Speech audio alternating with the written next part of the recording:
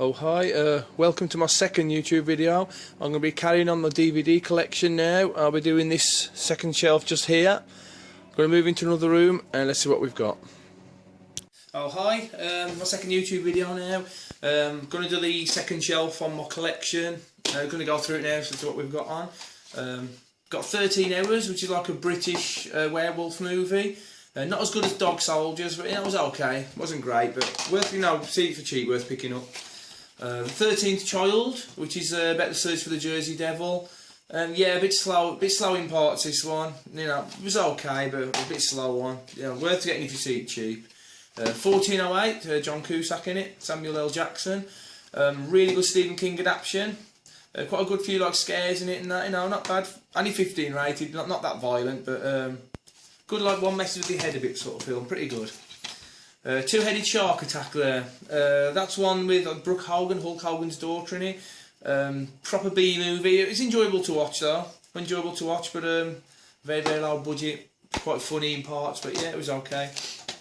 28 Days Later. I think everyone's heard of this one. Danny Boyle's film. It's like everyone calls it a zombie film, but really it's not a zombie film. It's more like infected, people who are infected. Edge of the seat action. Really good. And 28 Weeks Later, which is the sequel to 28 Days Later.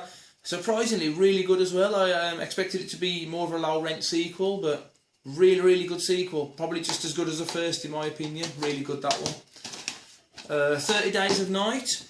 I had this in my collection for quite a while, and I only got around to watching it probably a month or two ago. A really, really good vampire film. I didn't really like the look of it from the box and the trailer, but really, really good. Recommend seeing that one. 30 Days of Night. There's the Blood Trails, which is like the little mini web series. It was put on DVD. Only on for a very, very short time. I think half an hour or something altogether. It was okay, but no, only pick it up if it's really cheap. 48 Weeks Later.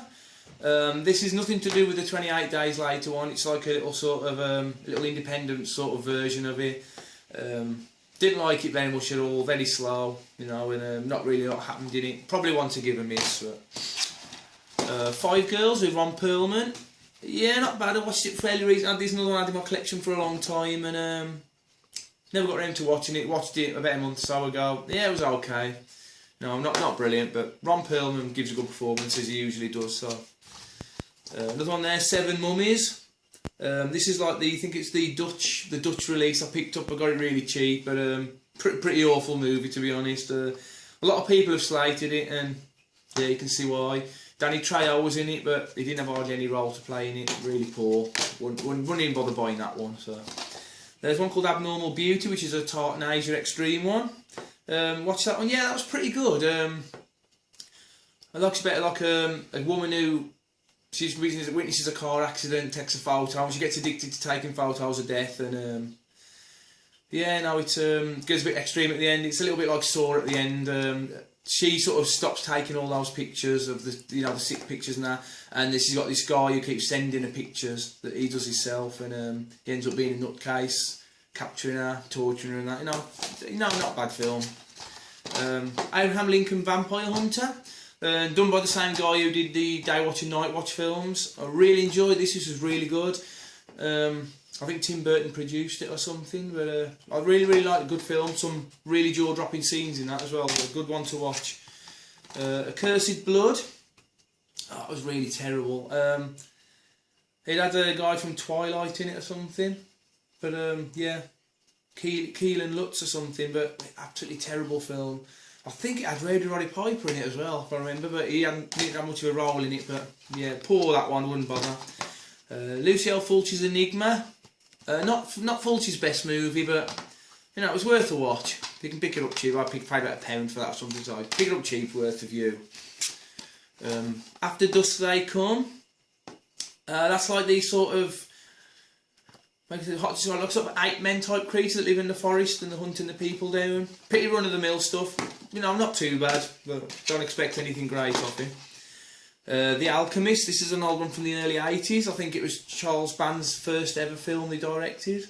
Yeah, it was okay. It has dated a bit now, but it's still like a classic, isn't it? So Alienator, it's from the Dead of Night collection, probably more sci-fi than horror, but there's a bit of gore and things in it, but extremely cheesy Fred Olen Ray film.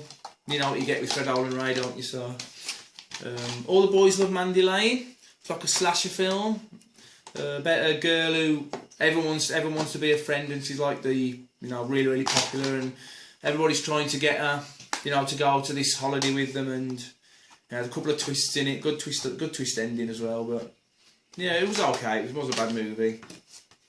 American Gothic. This is the Yvonne De Carlo and I think Roy Steiger, is it? And yeah, it was like an old 80s sort of slasher film, like sort of church-going people and proper crazy religious type people, and these people sort of are holidaying on an island, and they sort of take them under the wing a bit, but they end up being crazy. They got like a little girl, she's like 40 years old, and she acts like a 7-year-old girl, and that like proper crazy stuff happens in there. It was a good film though, it was okay. I've got the French release there, but fortunately it had 4 subtitles on it, which was a bit annoying, but apart from that, it's fine. Not a bad film at all. Amityville 2: The Possession, probably my favourite of the Amityville films. Watched this one about a couple of months ago for the first time. I'd seen it on telly, but never like all the way through, caught bits of it. And this is the special edition one, the collector's edition of it. And probably my favourite Amityville, really good. Some good scares in it, it's the best Amityville, I think, by far.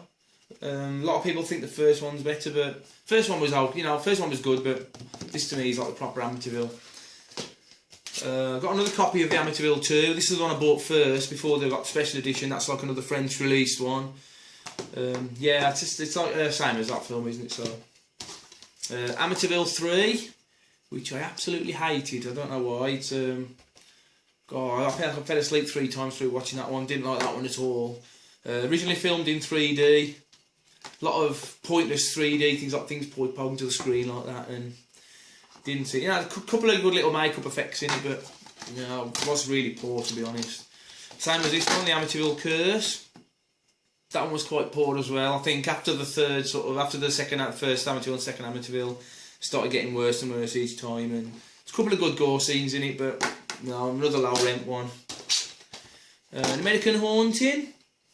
Yeah, this was a pretty good one. Quite enjoyed that one.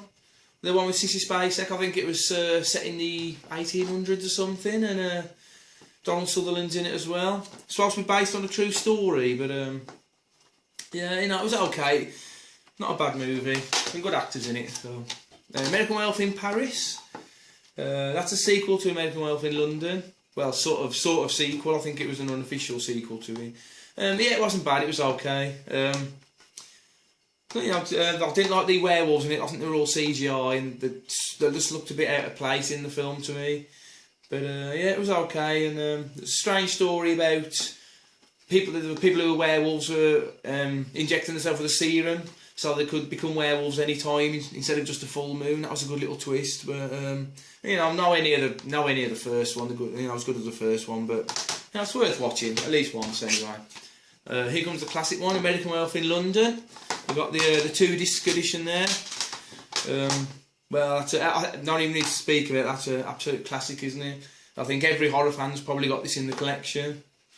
Amazing film, really. It even holds up well today. So, Aquanoids, incredibly cheesy sort of creature feature, about like sort of a half man, half fish, a bit like a poor version of Creature from the Black Lagoon, really. Bit of gore in it, and it was okay, but not one to buy really, but still.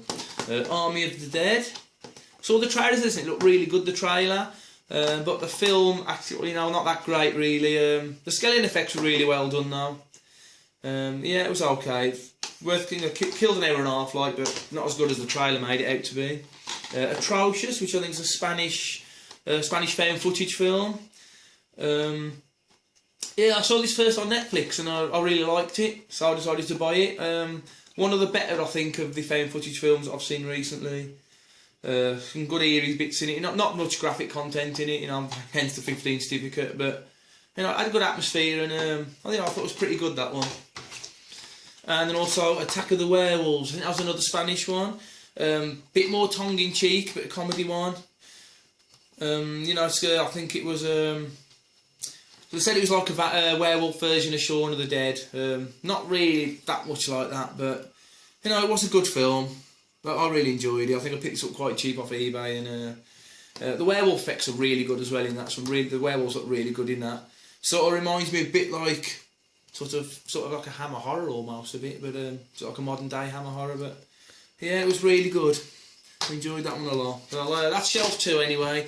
Look out for shelf 3. I'll be doing that one soon. Thanks for watching. Thank you very much.